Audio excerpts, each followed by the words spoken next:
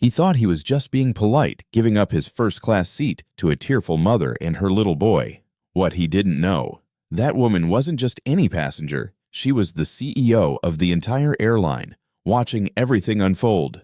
What happened next turned a simple act of kindness into a moment that would change both of their lives forever. Ready to find out how one choice rewrote their destinies? I'll switch seats with her.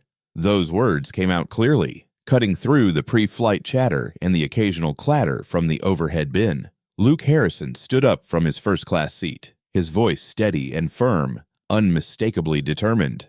Around him, the luxurious cabin fell silent, curious heads turning as passengers paused their conversations to glance toward the source of the noise.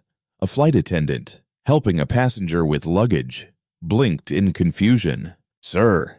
Luke calmly pointed toward the back of the plane, where the commotion had just happened a few minutes earlier. "The woman with the baby," he said. "She needs this seat more than I do." "Sir, your seat is first class."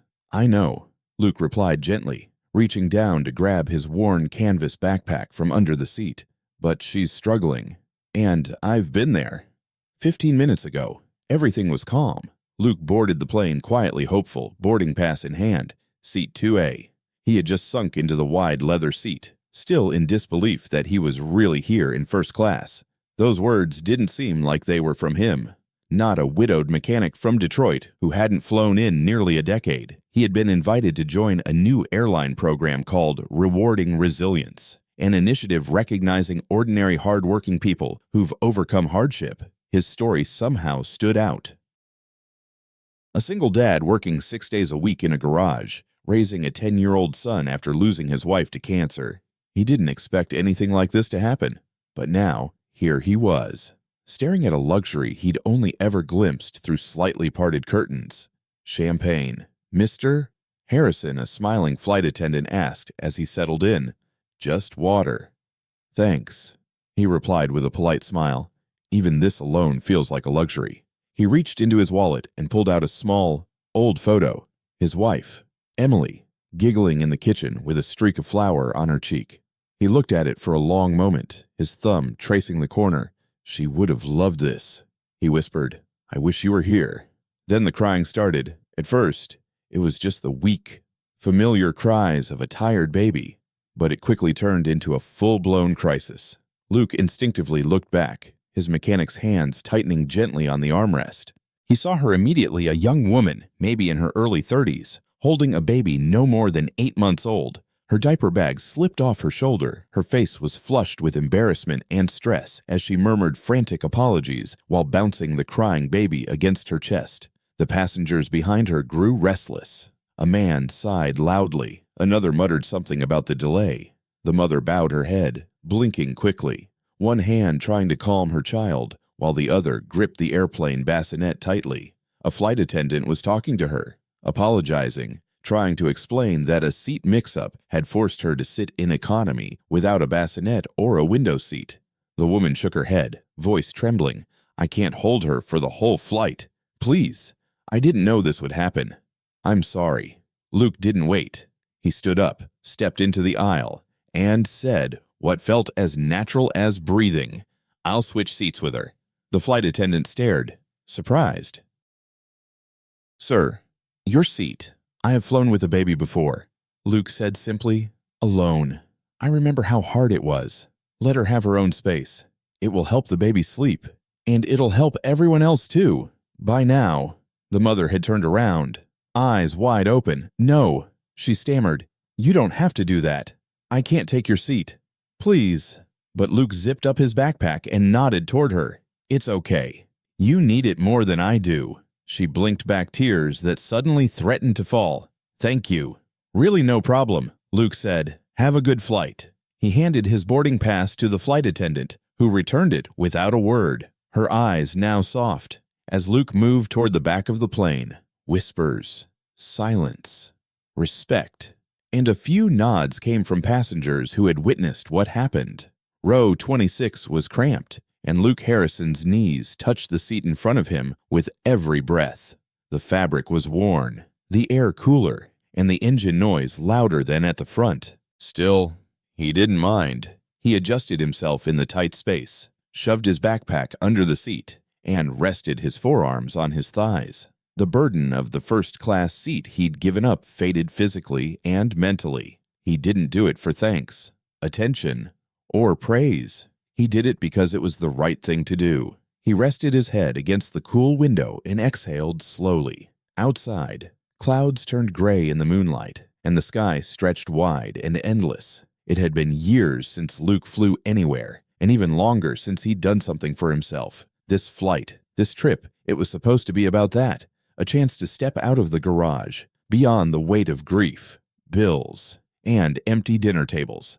A chance to remember what it felt like to breathe. But that woman, confused, scared, holding her crying child like a lifeboat, reminded him of something even more important: empathy. He'd been in her shoes, alone, trying to soothe a screaming toddler on a crowded flight. The silent judgment of other passengers weighed down on his back like heat.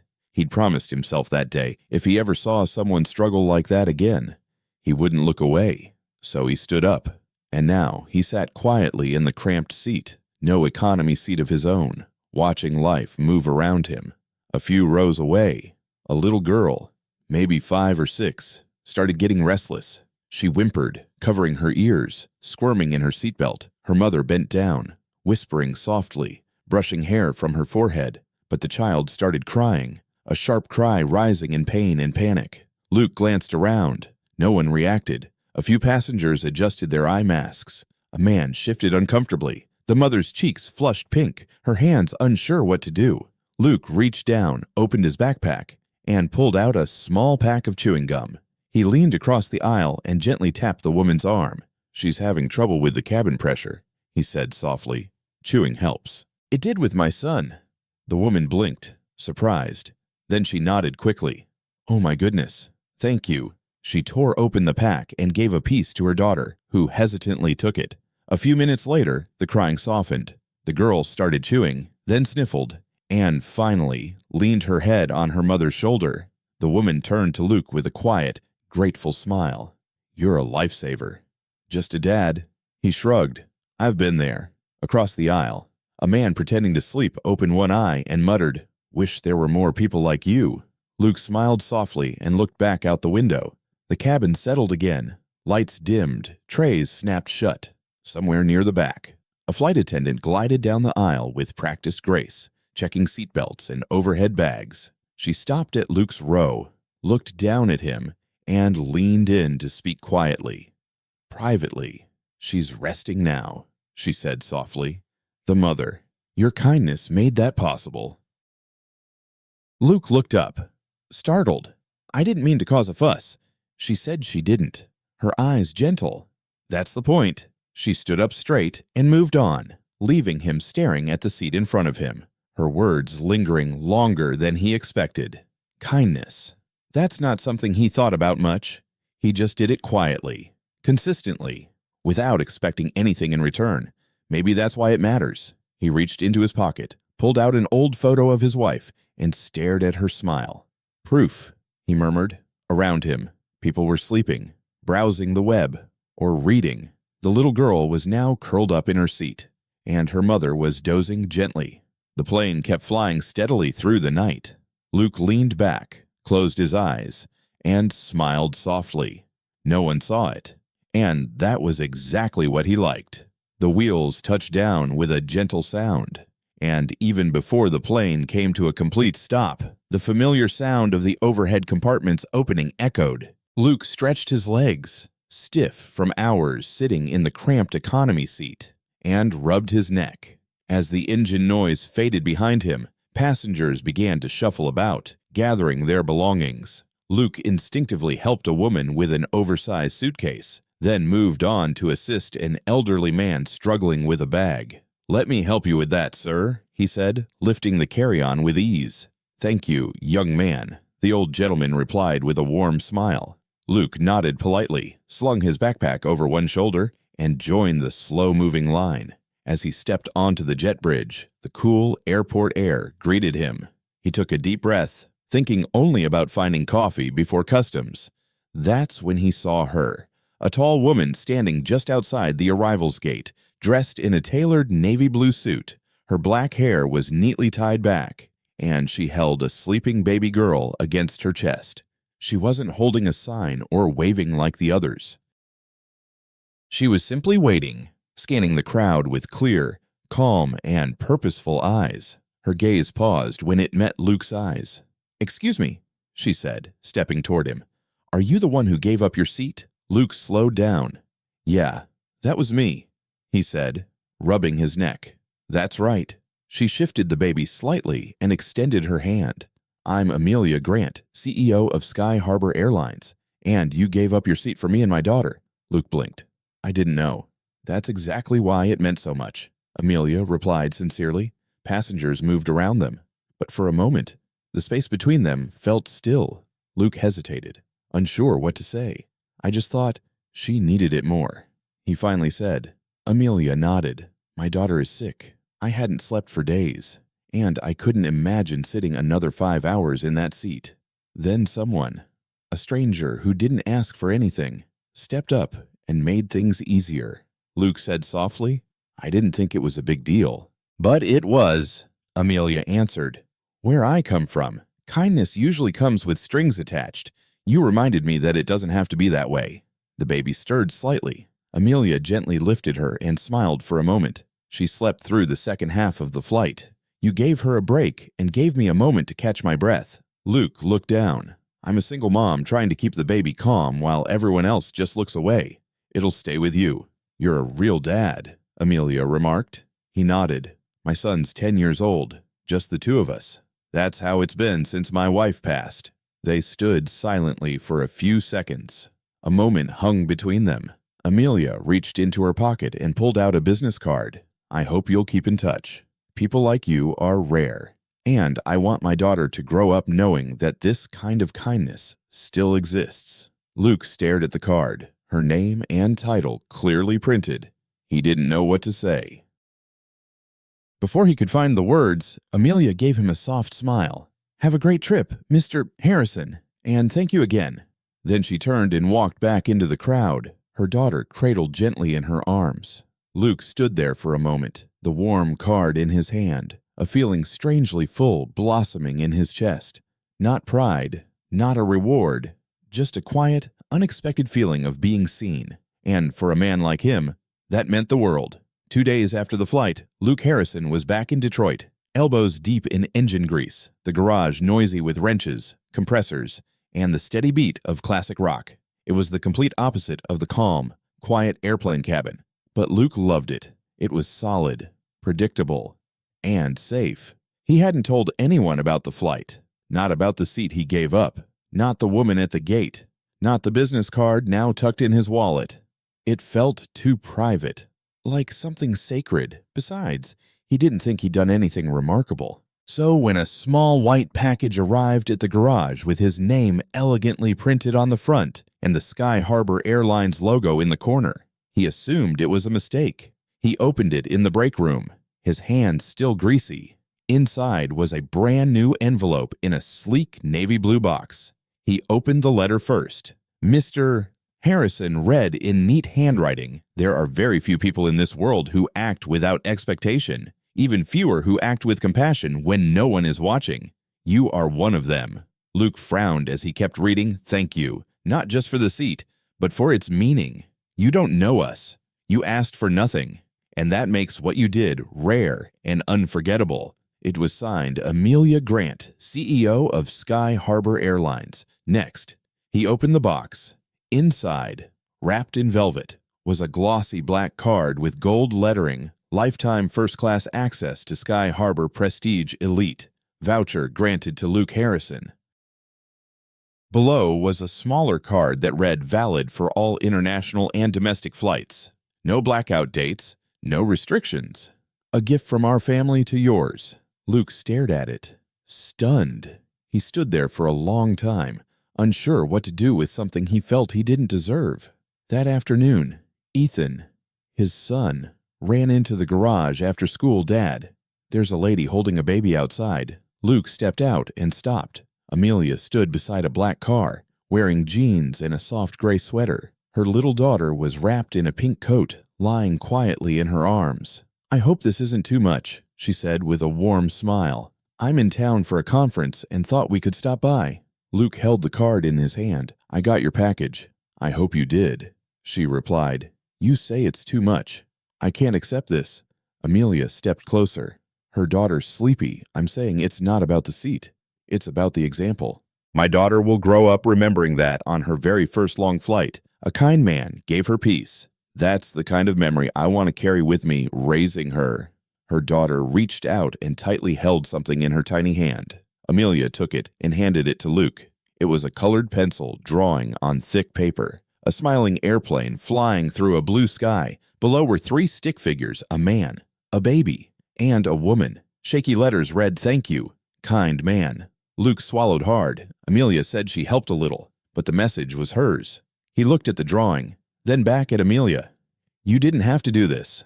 I wanted to," she answered, "because when someone shows the world the meaning of caring, the world stops and takes notice." Luke smiled. "I'm not used to being noticed. Maybe it's time you are," she said.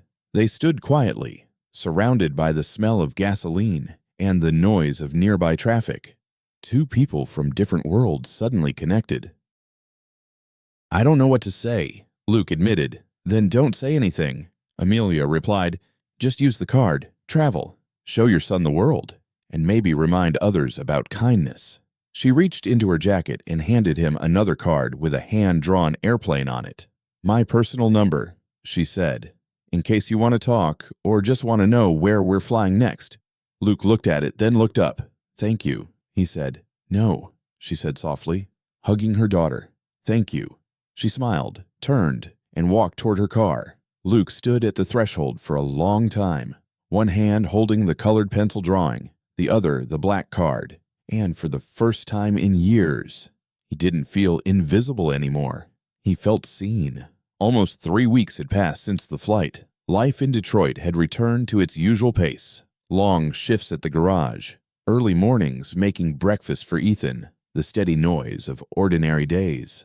Luke Harrison never expected to hear from Amelia Grant again. He taped the colored pencil drawing above his workbench and carefully tucked the lifetime first-class ticket into his wallet. He had reread her handwritten letter more times than he admitted, but in his mind, their lives had slowly drifted apart. Her world was skyscrapers and flights. His tools were socket wrenches and a lunchbox wrapped in foil. So when she walked into the garage late Thursday afternoon, Luke could only stare. She wore jeans, a dark jacket, and boots no suit, no boardroom aura. Her hair fell in soft waves.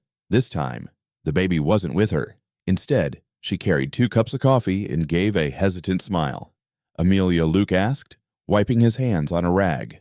"Hi," she said, stepping forward. "I'm in town for a meeting. I thought I'd stop by." Luke gestured around the shop. "Yeah, this is it. Not exactly first class." She smiled. "I'm not here to cash in." She handed him a cup of coffee. The warmth in his hand surprised him even more than her visit. They stood there in friendly silence, the shop's background noise humming around them. "You didn't have to come," Luke said after taking a sip. "I know," Amelia replied, "but maybe I just wanted to have coffee with someone who makes the world feel a little safer." Luke was silent. "You don't owe me anything." "I know that too," she said softly, "but I'm not here out of obligation. I'm here as someone tired of kindness only showing up when there's something to gain." He nodded, then pointed toward the small office in the corner. "Not fancy, but there's a chair." They sat facing each other as rain began to fall gently on the window. At first, neither said a word. "How's your daughter doing?" Luke finally asked. "Is she healthy?" "Sleeping better." "Teething?" Luke chuckled. "She usually gnaws on our table legs when she's teething." "Are you raising her on your own since she was 2?" Luke said gently. "My wife passed away from cancer." Amelia's expression darkened. "I'm sorry." He shrugged. "We're holding up. She's a good kid." "I'm divorced," she said after a pause. "That wasn't the plan. But plans can change." Luke nodded. "Life doesn't really need permission." They both laughed. That sound wasn't awkward at all. It was the kind of feeling you find in people who've been through something and have become lighter because of it. They talked more about Ethan's science project, Amelia's favorite novel, and the pressure to keep everything running smoothly. No titles, no business talk, just two people finally exhaling in relief. You know, Luke said, I used to think kindness meant being polite, letting someone cut in line, holding the door. But lately, I think the important part is just showing up, just being there, even if it's only for a few minutes. That's what I want to teach my son. Amelia nodded. That's what I want my daughter to believe still exists. It started to rain outside. The fluorescent lights flickered weakly, but none of them moved. I'm glad you came, Luke said. Me too, she replied. As she stood to leave, Luke walked her to the door. She wrapped her coat tighter and looked at him with a face that needed no words. Next time too. Okay, she smiled and asked. Luke grinned wide. You know where to find me. She nodded and stepped into the gray afternoon. Luke stood in the doorway for a moment, holding his coffee cup, a gentle warmth spreading through his chest. This wasn't the end, but another beginning. By the third time Amelia came to Detroit, it was no longer a surprise. Luke no longer acted surprised when she showed up at the garage entrance or stopped by with a coffee and a mischievous smile. Their conversations became smoother, more personal. What started as a chat between strangers at a conference table in a noisy garage quietly grew into something softer. They created a space where honesty felt safe. Their meetings were never scheduled, no agendas or expectations set, yet every time she came into town, they found each other. They started meeting outside the garage, at coffee shops, and in local parks. Once, even at a minor league baseball game, Luke brought his son. Amelia pushed her daughter in a stroller. Their kids got along surprisingly well. Ethan didn't hesitate to take on the role of protective big brother, and Amelia's daughter giggled whenever he acted silly. But the moment that stuck with Luke the most was dinner. The restaurant was on a small downtown street. Amelia had read about it online. It was the kind of place with candlelight, no dress code, and a handwritten menu. Luke wore his nicest shirt, the one he usually saved for parent-teacher meetings. Amelia showed up in a soft blue blouse and jeans. No makeup, her hair loosely tied back. She looked tired but relaxed. Dinner was slow and easy, filled with stories they'd never told anyone else. Amelia told him about her marriage, the promising and ambitious start. Two young professionals supporting each other, building careers and planning for the future. But gradually, ambition turned into competition. Love turned into silence. Eventually, her ex-husband left, saying he didn't marry an executive, he married another woman. She raised her daughter alone, learning to balance board meetings with fevers and lullabies. She admitted, stirring her drink, I always had to be in control. At work, at home, I couldn't show weakness. People were always waiting to say I couldn't do it. Luke nodded, understanding more than he could say. He shared his own story. He learned to cook after Emily passed, starting with burnt eggs and soggy pancakes, then slowly moving on to meals you could actually eat. How he practiced braiding hair with a doll his son refused to part with because it still smelled like his mom. He never stopped bringing kindness into the world, even when it seemed like the world didn't notice. He said, I think I keep doing it because I want someone to do the same for my son if I'm not here anymore. They laughed, took a sip, paused, then laughed again. The kind of laughter that loosens the shoulders, making time pass comfortably. Then, near the end of the meal, that moment came. Their server, a young guy fresh out of school, rushed by too fast and accidentally knocked over a stack of menus next to their table. Without a word, Luke bent down to help gather them, carefully aligning the corners, brushing off the scuffed edges. He handed them back with a smile and a calm attitude before heading back to his seat as if nothing happened. But Amelia was still watching. She silently looked at him, her expression unreadable. What Luke asked. Noticing, she slowly shook her head, then leaned back, her fingers tapping lightly on her glass. You don't even realize when you're being kind, she said softly, her voice carrying something between admiration and awe.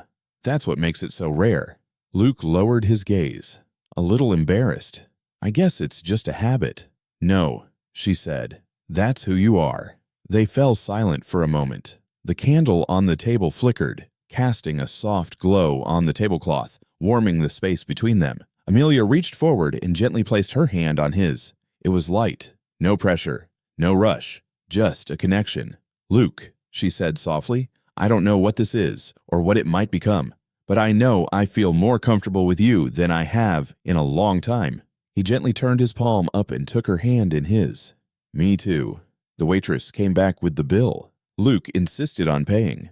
Amelia didn't argue. They left together under a deep blue, star-filled sky, slowly walking toward their car. Neither of them wanted that night to end. And somewhere between slow dinners, gentle conversations, and shared silences, something took root. It wasn't flashy or fast, but it was real and growing. Luke was bending back under the hood of his Chevy pickup when his phone in his pocket buzzed. He wiped his hands on a rag, pulled it out, and saw a message from Amelia. "Are you free tonight? I want to ask you something." "Dinner's on me." He smiled, slipped the phone back into his jeans, and turned toward the truck. But his mind was already wandering. That night, they met at the same little downtown restaurant, with its handwritten menu and flickering candlelight. Amelia looked calm, but behind her eyes was a quiet seriousness Luke recognized, like she'd rehearsed something but wasn't sure how it would go. Finally, she said, "We need someone like you for the customer care leadership role at Sky Harbor." Luke stopped mid-bite. She went on, "Not for PR, not for show. Because our industry needs someone who understands people, not data points, but real people. I've seen how you treat people without expecting anything, without an agenda. I want that mindset to shape how we serve others." Luke blinked. "You want me to manage customer service, more like help design it," she said. "Help rewrite how we think about service, empathy, responsibility. You'd be at the grassroots level of something important." He put down his fork. "Amelia, I fix engines. I don't know the first thing about company structure, leadership models, or any of that stuff you're used to." She tilted her head. "But you know how to see people and how to show up. That's leadership." Luke leaned back, thoughtful. He was silent for a long moment. "I'm not sure I belong in a place like that." "Maybe it's not about where you belong," Amelia said. "Maybe it's about the kind of voice that's missing at the table." He didn't answer that night. He drove home, staring at the card Amelia had once given him, looking around his small house, the photos of Ethan at school on the wall, the half-finished science fair project on the kitchen counter. Saying yes means what? To step into a world he never imagined he'd be a part of. The next day, while driving Ethan to school, the boy looked up suddenly and asked, "Dad, why do some people talk to the janitor like he's invisible?" Luke blinked. "What do you mean? We have a substitute teacher," Ethan explained. "She yelled at Mr. Bruno just because he was mopping the hallway. But Mr. Bruno always helps me carry my books when I drop them." Luke was silent for a moment, then said, "Oh, some people forget that kindness doesn't come with a uniform." Then back in the garage, Luke stood over an open engine, Amelia's words repeating in his head. "I want that mindset to shape how we serve people." He looked around the garage grease. Noise. Honest work. He liked the job. But he also thought about airport waiting rooms, tired faces, exhausted parents, older travelers who just needed a little more patience, not a scripted apology. Maybe kindness doesn't need a title, but maybe it deserves to be heard. That night, he called her. "I agree," he said. Amelia was silent for a second, then softly replied, "I hoped you would." He didn't agree because of the salary, or the suit, or the office with a view. He agreed because he'd seen what happens when people are treated with respect and what happens when they're not. He agreed for the single dad holding a toddler screaming, for the exhausted mom navigating terminals alone, for the tired, anxious, overlooked. He wasn't standing up for himself. He was standing up for everyone. And Luke realized this was a different kind of purpose. The move was quiet. No farewell party. No big announcements. Just a U-Haul truck, a few boxes of books, Ethan's backpack, and Luke's toolkit. The house he found was modest but bright, close to Sky Harbor headquarters. It had a yard where Ethan could kick a ball and a swing on the porch that Luke promised he'd fix. For the first time in years, life felt like it was opening up, not closing down. Luke started his new role cautiously. He doubted his place, unsure if anyone truly valued him. But then something unexpected happened. People listened. They listened when he talked about tone and customer service. They listened when he spoke about pain, uncertainty, and dignity in small moments. They paid attention when he asked, "Does this help someone like my son?" His words weren't polished, but they were genuine, and that made them powerful. Ethan adapted quickly. He made friends, joined piano classes, and started calling Amelia's daughter his little sister, or something like that. Weekly dinners became a ritual. Some nights, they cooked together, laughing in the kitchen while the kids built blanket forts. Other times, they sat outside sharing takeout under the stars, letting silence speak when words couldn't. Their relationship grew slowly, quietly. Neither of them rushed. For two people who'd weathered different storms, just walking beside someone who understood was enough. One evening, Amelia said, "I want to show you a place." She drove them to a quiet abandoned runway outside the city, cracked concrete overgrown with weeds, rusty fences, but still holding a peaceful beauty. "This is where I learned my first flying lesson," she said, "where I fell in love with the sky."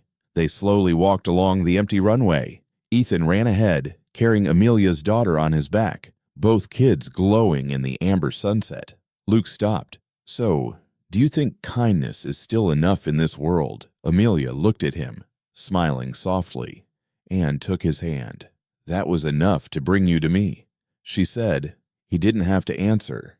His eyes said what words couldn't. She looked at him, and in that shared silence, everything else faded away. Pain, past, fear, no cameras, no press, just two people standing on an old runway lit by sunset and the laughter of children. Luke looked at the children, then back at Amelia. "We make a good team.